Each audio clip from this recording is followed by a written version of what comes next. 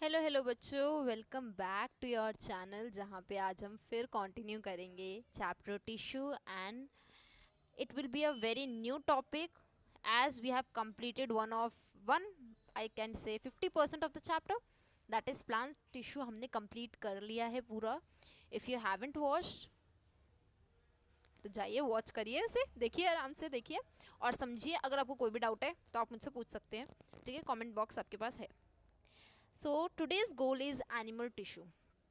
देखो, हमने plant tissue complete कर लिया जिसमें हमने प्लांट में प्रेजेंट सिंपल, परमानेंट, मेरिस्टेमेटिक, जो लेटरल यानी second half of the life में आने वाले टिश्यूज होते हैं उनके बारे में भी स्टडी किया। जो बचपन से यानी ग्रोइंग टिश्यूज होते हैं उनके बारे में भी हमने स्टडी किया। हमने प्रोटेक्टिव टिश्यूज के बारे में भी पढ़ा, हमने सपोर्टिव टिश्यूज के बारे में भी पढ़ा, हमने कुछ मॉडिफिकेशंस भी पढ़ी, मॉडिफाइड स्ट्रक्चर्स भी पढ़े, सब पढ़ा हमने, ठीक है? So now it's a fresh topic that is animal tissue, ठीक है? ये आज हमारा गोल है। So let's get started. देखो, एनिमल टिश्यू जो होते हैं वो चार मेजर टाइप्स के होते हैं, ठीक है? एनिमल में पाए जाने वाले चार अलग अलग टाइप्स के होते हैं, that is epithelial, connective, muscular and nervous. Okay, so first we are going to take up the epithelial tissue. Okay, so epithelial tissue मतलब क्या है? एपी मतलब अपॉन, थीलियल मतलब कवरिंग, मतलब किसी के ऊपर कवरिंग होना is known as epithelial tissue. Simple. So covering और प्रोटेक्टिव टिश्यू, इन्हें हम क्या बोलते हैं? कवरिंग भी हो सकते हैं, ये प्रोटेक्टिव भी हो सकते हैं नेचर में, ठीक है? ऑब्वियसली बात है, अगर आप किसी चीज के ऊपर इसे रैप कर रहे हो, कवर कर रहे हो, तो कहीं ना कहीं ये टिश्यूज उस ऑर्गन को क्या कर रहे हैं? प्रोटेक्ट ही तो कर रहे हैं ना। Okay, covers organ and cavities, ठीक है? ऑर्गन्स को भी कवर करते हैं, कैविटीज को कवर करते हैं, ठीक है?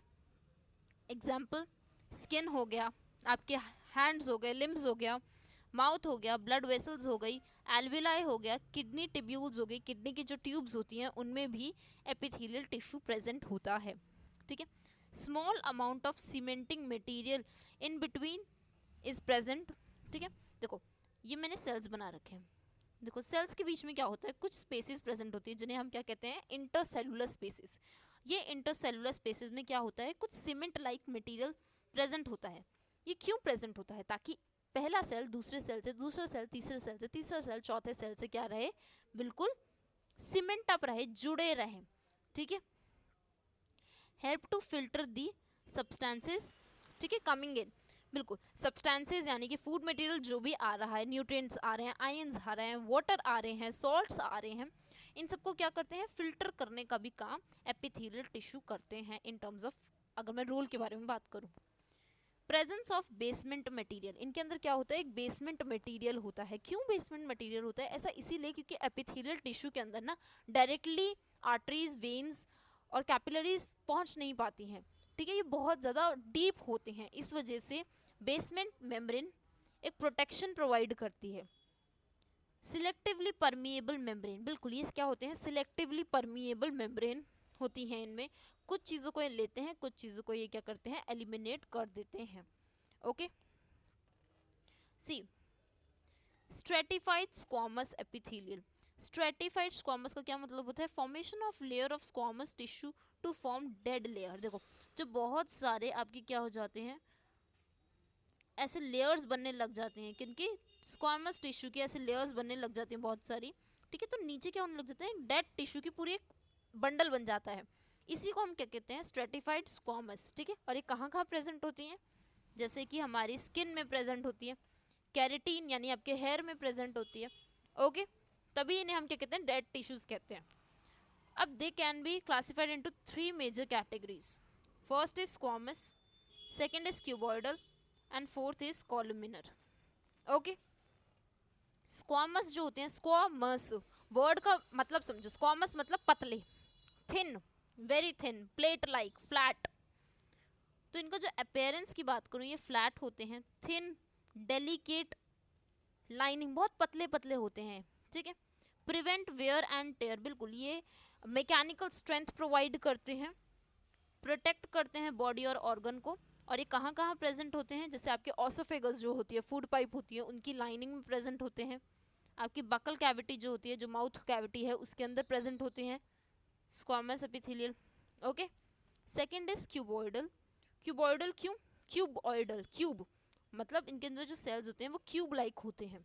ओके, एग्जाम्पल किडनी की जो ट्यूब्स होती हैं उनके अंदर क्यूबॉइडल प्रेजेंट होते हैं।